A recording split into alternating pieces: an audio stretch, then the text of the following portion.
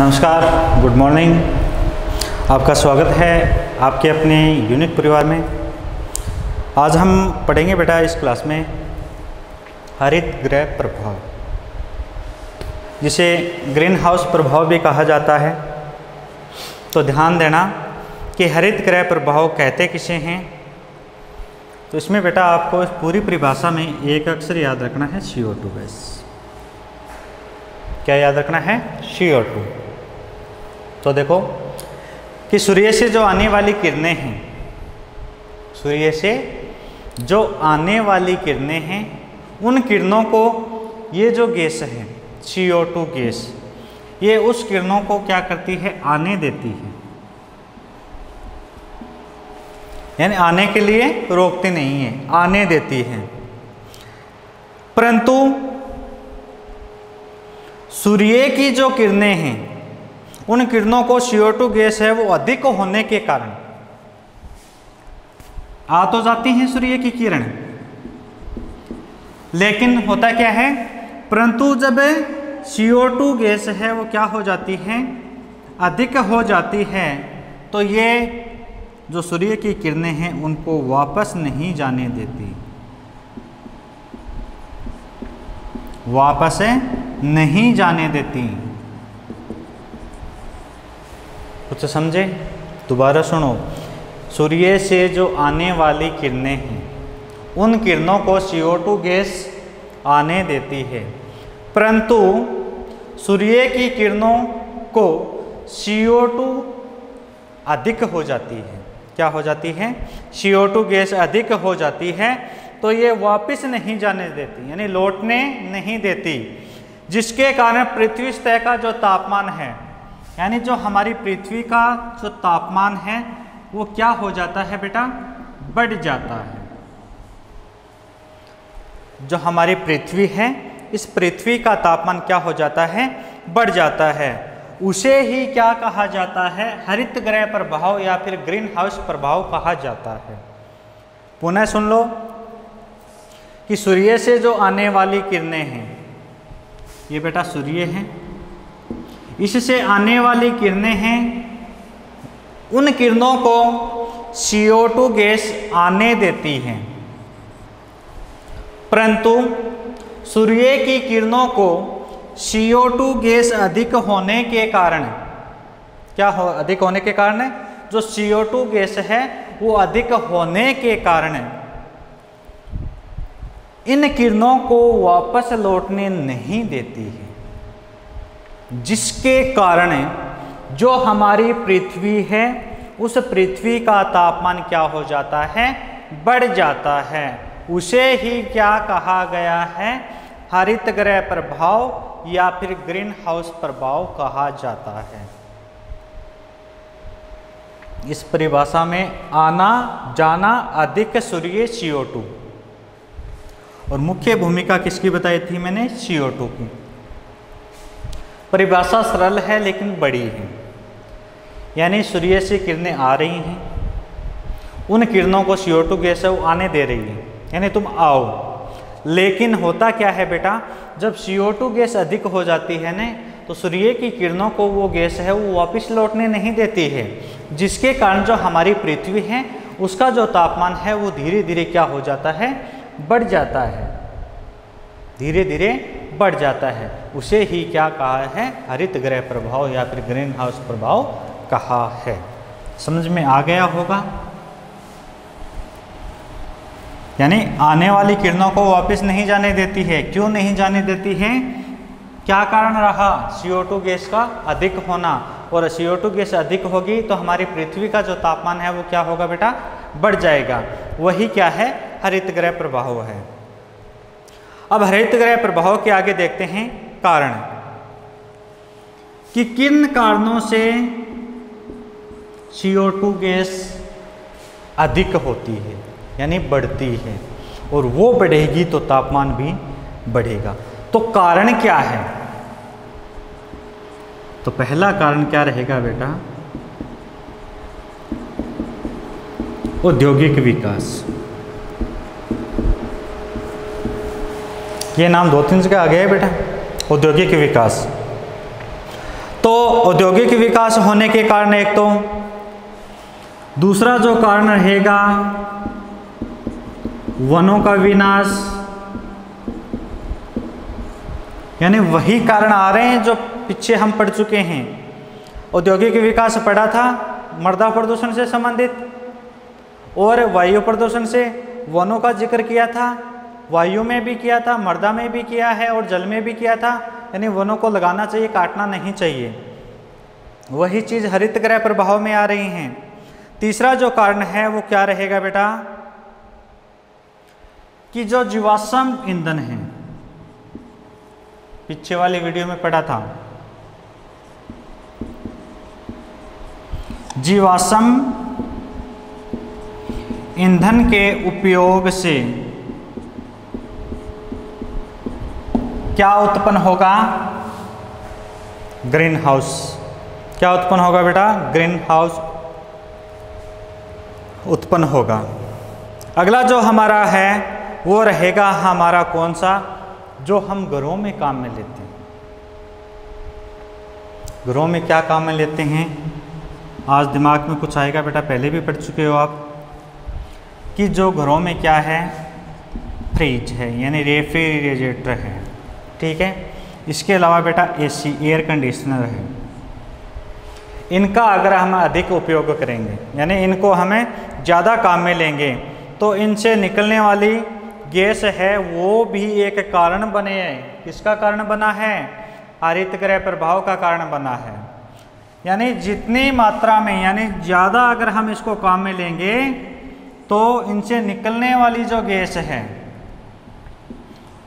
वो किसको प्रभावित करेगी, किसे उत्पन्न करने को न्योता देगी, तो वो क्या रहेगा, हरित गृह प्रभाव रहेगा।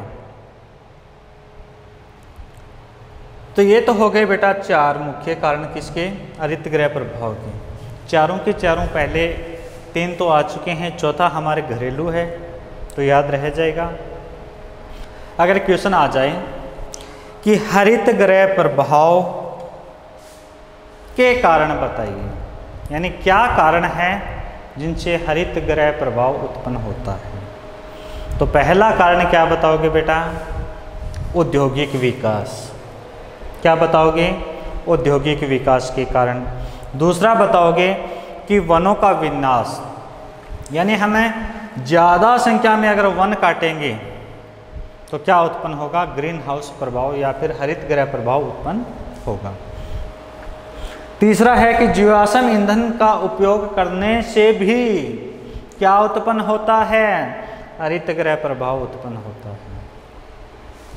अगला कारण चौथा क्या है बेटा, इसमें चौथा जो कारण है कि जो फ्रिज है, एसी है, इनसे निकलने वाली जो गैसें हैं वो भी क्या उत्पन्न करती हैं, हरित गृह प्रभाव उत्पन्न करती हैं। और पीछे हम पढ़ चुके हैं कि कारण के बाद क्या आएगा, प्रभाव, यानी इनका प्रभाव क्या पड़ता है। तो अब देखेंगे हम किनको, प्रभावों को।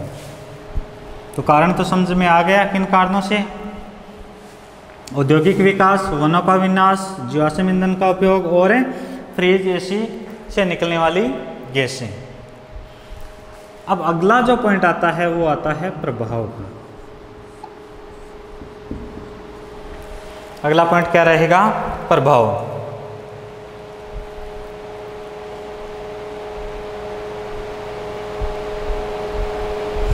तो प्रभाव में देखें अगर हम बेटा, तो पहला प्रभाव होगा तापमान में वृद्धि।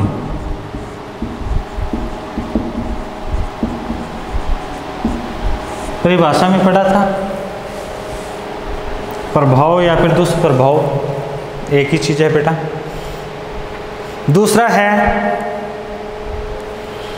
कि इसके कारण, किसके कारण, हरित गृह प्रभाव के कारण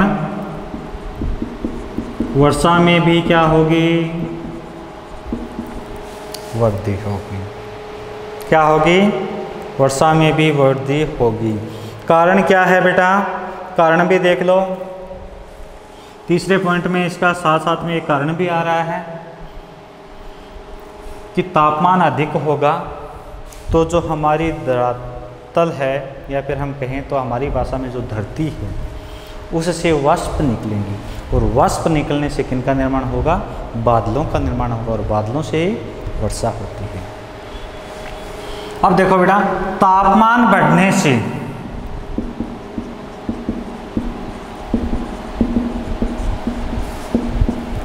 क्या पिघलेगी? बर्फ पिघलेगी।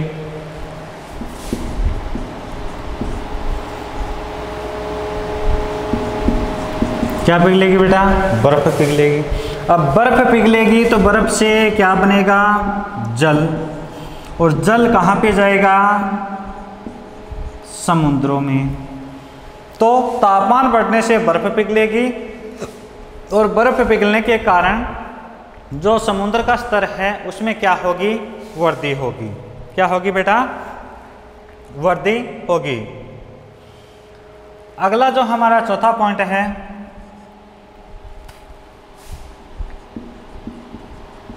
वो वनस्पति से संबंधित है।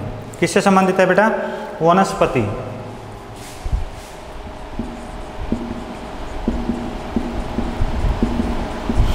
वनस्पति का जो आवरण है उसमें क्या होना शुरू हो जाएगा? परिवर्तन होना शुरू हो जाएगा। वनस्पति आवरण में क्या होगा? परिवर्तन होगा। इसके अलावा जो हमारी पृथ्वी है, जो हमारी पृथ्वी है उसकी जैव विविधता, ध्यान देना, 11वीं क्लास में पढ़ा था आपने, पृथ्वी की जो जैव विविधता है वो 80% खतरे में बढ़ जाएगी।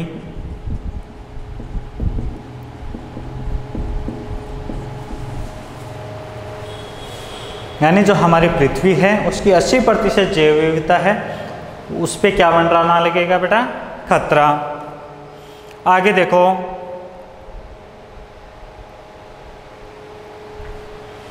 अगर इसी प्रकार से निरंतर, छठा पॉइंट इसी से निकाल रहा हूं बेटा,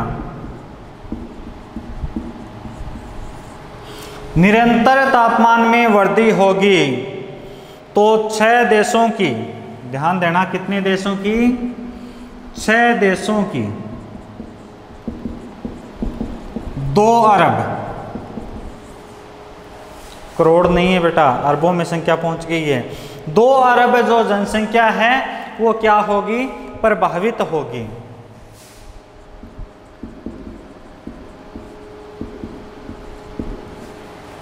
पहले पॉइंट से निकाला है, निरंतर तापमान में वृद्धि होगी तो विश्व के जो 6 देश हैं उन 6 देशों में 2 अरब जो जनसंख्या है वो क्या होगी? प्रभावित होगी।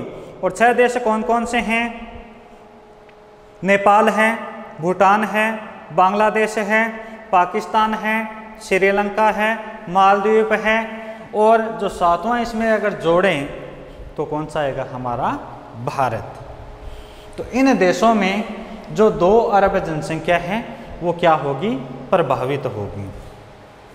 तो कितने पॉइंट हो गए? 6 पॉइंट हो गए। आगे अगर हम बात करें तो सरल कोई पॉइंट मिलता है क्या? आगे कोई सरल नहीं है। इसी से बनाते हैं बेटा, पहला और जो छठा है ना, इसी से 7वां बनाते हैं। ग्लोबल वार्मिंग के कारण, किसके कारण? ग्लोबल वार्मिंग के कारण जो खाद्यान्न है उसमें संकट उत्पन्न होगा। यानी खाने वाली जो वस्तुएं हैं उनमें भी हमें क्या देखने को मिलेगा? खतरा देखने को मिलेगा। यानी पर्याप्त मात्रा में हमें खाने योग्य सामग्री भी प्राप्त नहीं होगी। किन कारण से? ग्लोबल वार्मिंग के कारण से। तो ये 7 पॉइंट याद रखने हैं। वैसे तो बेटा इसमें 12-13 पॉइंट हैं, मुख्य रूप से ये 7 हैं जो आपको याद भी हो जाएंगे। 2 नंबर का क्वेश्चन आएगा तो 7 पॉइंट बहुत होते हैं। तो पहला हमने देखा कि हरित गृह से क्या दुष्प्रभाव हैं। तो दुष्प्रभाव में हमने देखा कि तापमान में क्या होती है? वृद्धि होती है। दूसरा हमने देखा कि इसमें तापमान में वृद्धि होगी, तो किस में वृद्धि होगी? वर्षा में। तीसरा है अगर तापमान बढ़ेगा तो उससे क्या पिघलेगी? बर्फ़ पिघलेगी, और बर्फ़ पिघलने से जो समुद्र का स्तर है, यानी समुद्र का जो जल स्तर है वो क्या होगा? अधिक होगा, यानी बढ़ेगा। चौथा हमने पढ़ा कि वनस्पति आवरण है, उसमें धीरे धीरे क्या आना शुरू हो जाएगा? परिवर्तन आना शुरू हो जाएगा। पांचवा है उसमें हमने देखा कि जो हमारी पृथ्वी है उसकी 80% जो जैव विविधता है वो किस में पड़ जाएगी? खतरे में पड़ जाएगी। छठा पॉइंट हमने देखा कि निरंतर अगर तापमान में वृद्धि होगी तो विश्व के 6 देशों की कितनी जनसंख्या प्रभावित होगी? 2 अरब जनसंख्या है वो प्रभावित होगी। और लास्ट हमने पढ़ा कि ग्लोबल वार्मिंग किसके कारण है? ग्लोबल वार्मिंग के कारण खाद्यान्न है उसमें भी क्या उत्पन्न होगा? संकट उत्पन्न होगा। तो ये तो हो गए बेटा इसके प्रभाव। प्रभाव के बाद में देखते हैं इसके रोकने के उपाय। यानी जो हरित गृह प्रभाव है बढ़ रहा है, मुख्य रूप से तो बात इसमें एक ही चीज़ आई है बेटा, वो है तापमान। तो उसको कैसे रोका जाए, यानी उसके उपायों को बताना है।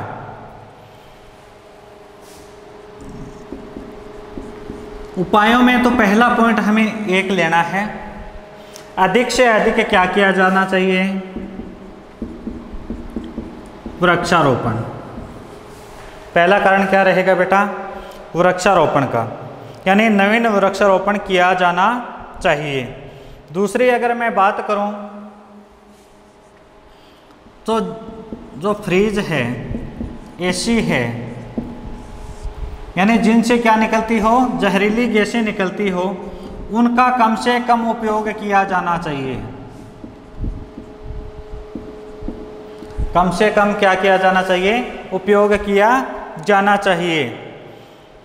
तीसरे पॉइंट की अगर मैं बात करूं तो जो उद्योग धंधे हैं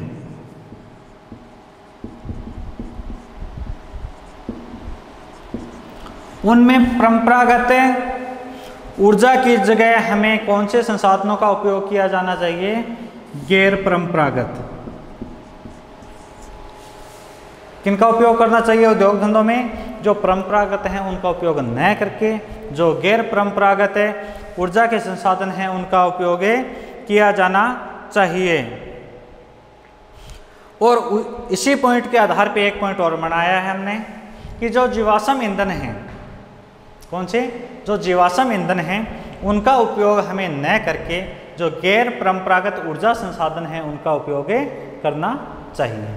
ये आपको 4 पॉइंट इसमें याद रखने हैं। पहला कौन सा है? नवीन वृक्षारोपण किया जाना चाहिए। दूसरा है एसी, फ्रिज हैं, यानी वो संसाधन जिनसे जहरीले गैसें निकलती हो उनका हमें कम से कम उपयोग करना चाहिए। तीसरा हमने पढ़ा कि जो उद्योग धंधे हम स्थापित कर रहे हैं, यानी उद्योगों की अगर हम स्थापना कर रहे हैं, उनको हम चला रहे हैं, तो वहाँ पे जो ऊर्जा के संसाधन लगते हैं उन संसाधनों में हमें परंपरागत संसाधन न लगा के कौन से संसाधनों का उपयोग करना चाहिए?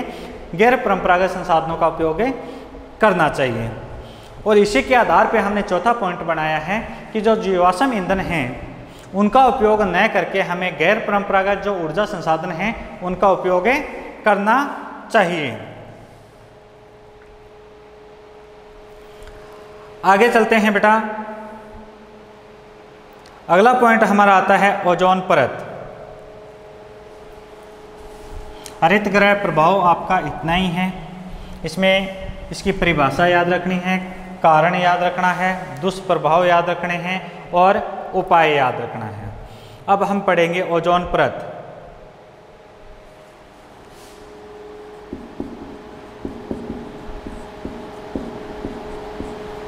ओजोन परत, तो ओजोन परत क्षरण से क्या तात्पर्य है? क्षरण का अर्थ होता है बेटा क्षति, नुकसान। इसका अर्थ क्या है? तो इसका अर्थ क्या है कि जो हमारा वायुमंडल है,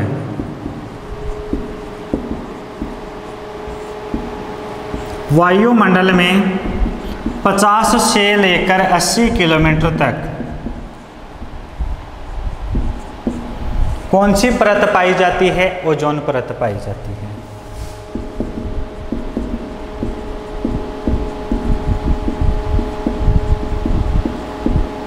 ये बेटा पहले भी आया था, याद है तो? ओजोन परत से संबंधित आया था क्या? नहीं आया, लेकिन 11वीं में आपने पढ़ा था। जो मंडल पढ़े थे ना बेटा, क्षोभ मंडल है, समताप है, मध्य, बहिर्मंडल है, उनमें आया था ओजोन परत से संबंधित। तो वायुमंडल में 50 से 80 किलोमीटर की ऊंचाई तक कौन सी गैस? ओजोन गैस या फिर ओजोन परत है, ठीक है। तो ओजोन परत या फिर ओजोन गैस पाई जाती है। परंतु होता क्या है बेटा कि जो हमारे शीत से संबंधित, अभी पढ़ा था ना बेटा, फ्रिज है, एसी है, इनसे निकलने वाली जो गैसें हैं, इनसे निकलने वाली जो गैसें हैं, वो गैसें हैं वो क्या करती हैं? हानि पहुंचाती हैं। यानी इनसे निकलने वाली जितनी भी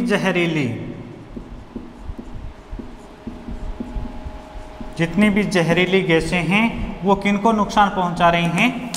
ओजोन परत को नुकसान पहुंचा रही हैं। वही क्या कहलाता है? ओजोन परत क्षति या नुकसान कहलाता है। हमें नुकसान ही तो देखना है कि ओजोन परत नुकसान किसे कहते हैं, या फिर क्षति किसे कहते हैं, क्षरण किसे कहते हैं। तो इसमें क्या बताना है बेटा कि वायुमंडल में 50 किलोमीटर से लेके 80 किलोमीटर तक, कितने किलोमीटर तक? 80 किलोमीटर की ऊंचाई तक ओजोन गैस पाई जाती है। उन गैसों को नुकसान पहुंचाने वाली जो गैसें हैं, CO2 गैस, जो एसी फ्रिज से निकलते हैं, वो गैसें उसको नुकसान पहुंचाती हैं। उसे ही क्या कहा है हमने? ओजोन परत क्षरण कहा है।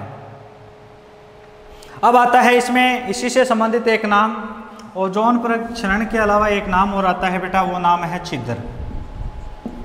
ये भी पढ़ा है। यानी ओजोन परत छिद्र क्या है, किसे कहते हैं?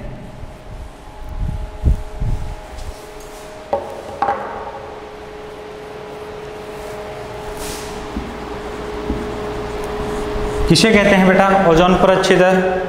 कि ओजोन परत में ओजोन गैस की जो सांद्रता है उसमें क्या हो जाती है? कमी हो जाती है, जिससे विशालकाय क्षेत्र में ओजोन रहित छोटे छोटे क्षेत्र को क्या कहा जाता है? ओजोन छिद्र कहा जाता है। जो ओजोन परत है उसमें क्या होता है बेटा? उसमें सांद्रता में कमी, ध्यान देना। ओजोन परत में जो ओजोन गैस है उसकी सांद्रता में कमी के कारण, किसके कारण है? कमी के कारण विशालकाय क्षेत्र में ओजोन रहित जो छोटे छोटे क्षेत्र हैं उन्हें ही क्या कहा है? ओजोन परत छिद्र कहा है। पुनः सुन लो, ओजोन परत में ओजोन गैस की सांद्रता में कमी के कारण विशालकाय क्षेत्र में ओजोन रहित छोटे छोटे जो क्षेत्र हैं उन क्षेत्रों को क्या कहा गया है? ओजोन परत छिद्र कहा गया है। यानी गैस है, उन गैसों में क्या होता है बेटा? सांद्रता में कमी होती है, और कमी के कारण ही जो विशालकाय क्षेत्र हैं उनमें ओजोन रहित, एक तो सहित साथ में एक रहित यानी के अलावा, तो रहित जो क्षेत्र हैं उनमें छोटे छोटे जो क्षेत्र हैं उन क्षेत्रों को ही क्या कहा है? ओजोन परत छिद्र कहा है। उन क्षेत्रों को ही क्या कहा है बेटा? ओजोन परत छिद्र कहा है। तो ओजोन परत क्षरण यानी क्षति किसे कहते हैं और छिद्र किसे कहते हैं? दोनों में थोड़ा सा अंतर याद रखना है।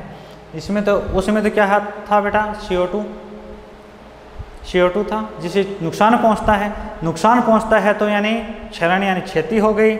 इसमें क्या है कि सांद्रता में कमी के कारण जो ओजोन परत की विशालकाय ओजोन रहित क्षेत्र हैं, वहाँ पे जो छोटे छोटे क्षेत्र हैं उन क्षेत्रों को क्या कहा है हमने, छिद्र यानी छेद, छोटे छोटे छेद यानी छिद्र कहा है।